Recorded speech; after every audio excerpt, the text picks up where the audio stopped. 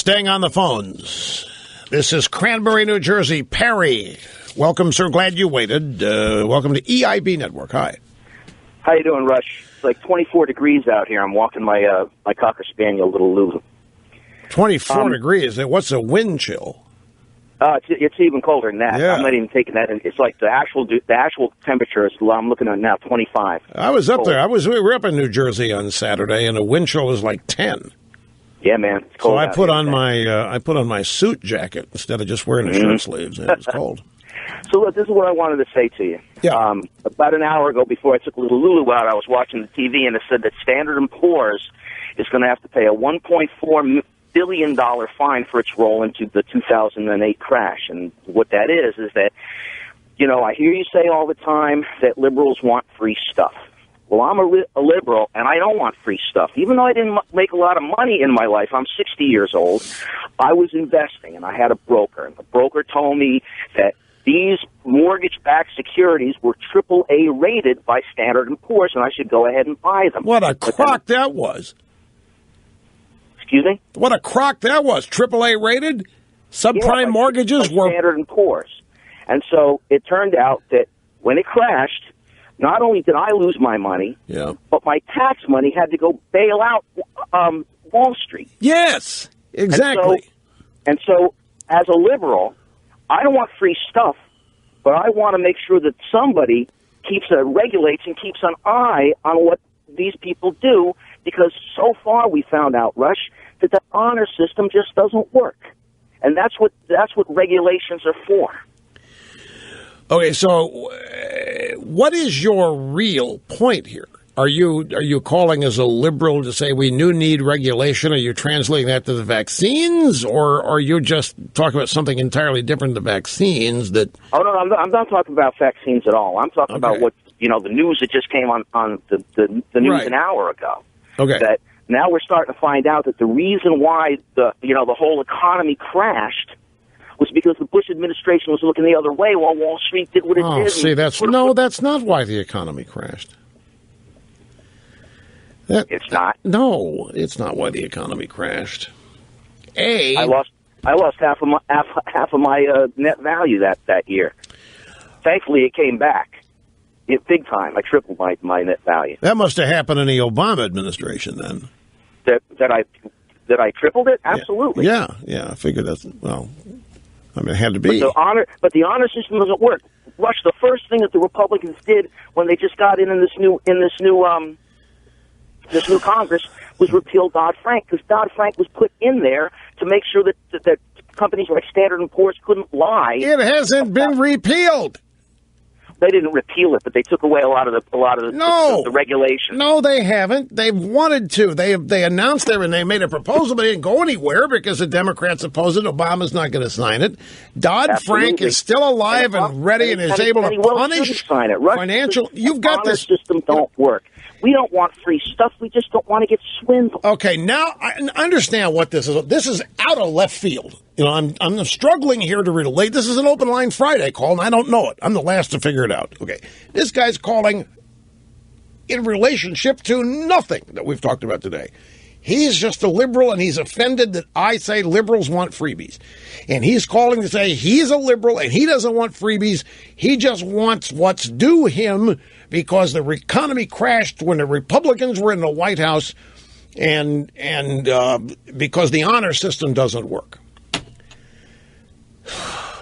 I worn out. I just get worn out, especially when now the subject is subprime mortgage. The one place where somebody tried to stop that from happening was the Bush administration.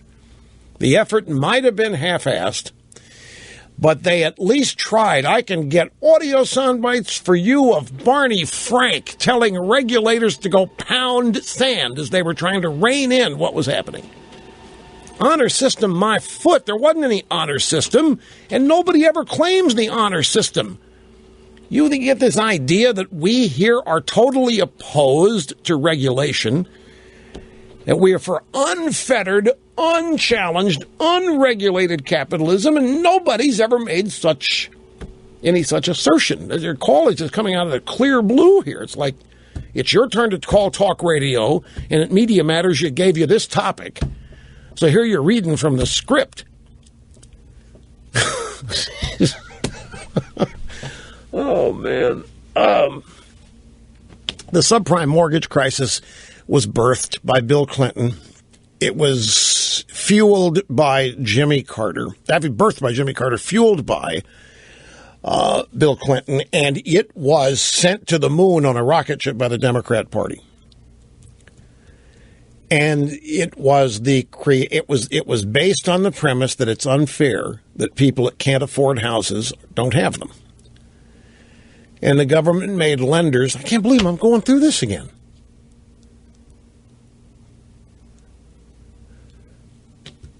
The federal government, starting with Carter into Clinton, demanded that banks, Janet Reno threatened the banks if they didn't do this, demanded that the banks lend money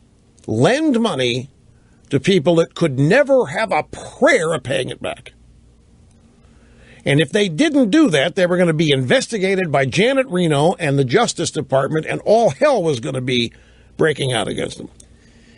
Okay, so these banks and institutions are told they've got to make these loans, which nobody in their right mind would make. So what did they do? They figured out a way, because not anything is static, you see. Clinton and the boys thought the banks would sit there and suck wind for a couple of years in order to make Clinton look good and compassionate so he could say, look what I've done for home ownership. But the banks said, you know what, we're not going to lose money here. We're not going to loan money to people that can't pay it back and sit here and go out of business. So what they did was package these worthless loans into what became mortgage-backed securities. And you know what they were worth? Nothing. They started out being worthless, and they stayed worthless, but they were packaged. What they did was pool all these mortgages, and then they sold them. And they sold them on the basis that all these mortgages combined were going to produce this millions of dollars worth of income every month. And so those worthless mortgage-backed securities were purchased under the belief that there was massive amounts of monthly incomes via the monthly payment that all these mortgages were going to create. And as each buyer of the worthless mortgage-backed securities learned that they had bought nothing, they continued to repackage them into something that some other sucker would buy until there weren't any suckers left. And that's when we got the financial crisis. And that's when they all had to be bailed out. And that's when the Bush administration and everybody fell prey to the crisis presented to us by Henry Paulson and everybody else. And if we didn't bail out these banks, which the government had demanded make these worthless loans in the first place and backed by the Democrat Party, but it was their idea, Bill Clinton and his alone, with Barney Frank and Freddie Mac and Fannie Mae, they were all involved in this. It was all designed to make poor people experience the American dream of homeownership because it wasn't fair. Don't forget that people who couldn't afford a house didn't have one. Well, it was not just poor minority people. It was a large block of it. It was minority based, but it wasn't just poor minority people that didn't have houses. There's a bunch of poor white people that didn't either, and they were part of the. It was all a ruse. It was all a ruse to show how compassionate the Democrat Party. Anyway, by the time all this worthless paper had made the rounds and had been sold and sold and sold, all over the world, the smartest bankers in the world who bought worthless paper time and time again, then claimed they needed to be bailed out because if they weren't, the world economy was going to collapse. And so Henry Paulson got his guys together and he said, do you like your second and third homes in the Hamptons? And they said, yep. You guys in California, you like your second and third homes in Lake Tahoe and Palm Springs? They said, yep. Do you like your private jets where you're flying your dog and kids around? Yep. Well, then you're going to sign this piece of paper demanding that you want $35 billion minimum from the government. The Wells Fargo guys, I didn't do this. I didn't join this parade. I don't want to bail out. Paulson said, you're not getting out of this room till you sign it. So they all signed it. All the banks did, making it look like every bank needed to be bailed out. That gave us TARP and a number of other things, all to save the global economy.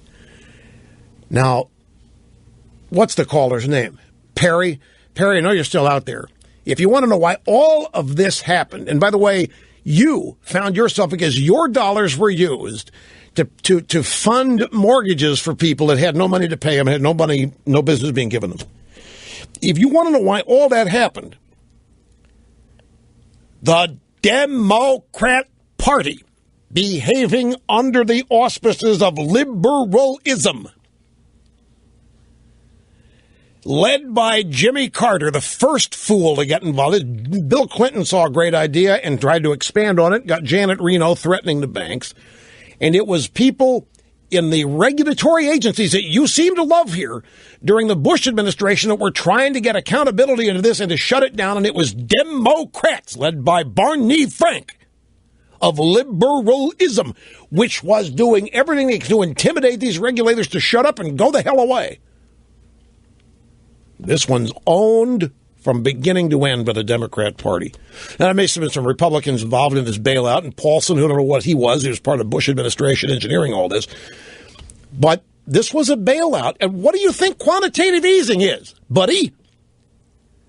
That is more of your liberal Democrat banking buddies being given money printed by the Federal Reserve so that they can enjoy profits through the roof in the stock market. Everything you're supposed to hate is propping up Wall Street at the expense of Main Street. You ought to be out there decrying every day that Wall Street has a big gain.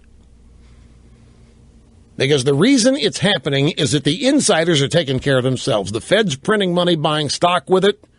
You want to know why there's a big gap? Wealth distribution gap? Why the rich keep getting richer? What do you think is going to happen if the Fed is going to print $3.5 trillion and essentially give it to the stock market?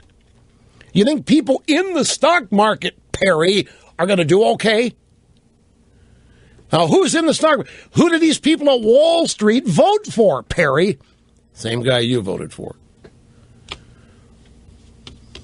You realize under Barack Hussein, this income distribution gap, the income gap, the whatever, however it's portrayed, the wealth gap, income gap, inequality, it has skyrocketed under Barack Obama.